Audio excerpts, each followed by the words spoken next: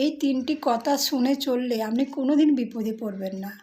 Number 1, আপনি যাকে খুব বন্ধু মনে করেন তাকে চোখ বন্ধ করে বিশ্বাস করবেন না। নাম্বার 1। নাম্বার 2 হচ্ছে যে আপনার সারা বছর খোঁজ নেয় না, খবর নেয় না, আপনি ভালো আছেন কি খারাপ আছেন, সেই সব মানুষ থেকে দূরে থাকবেন। নাম্বার 3 হচ্ছে স্বার্থপর মানুষ।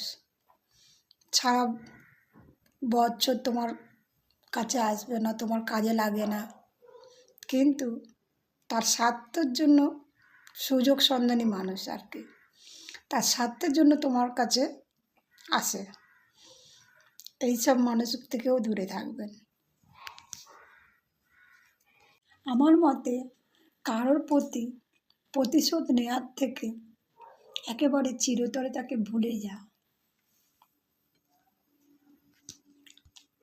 কি বলল?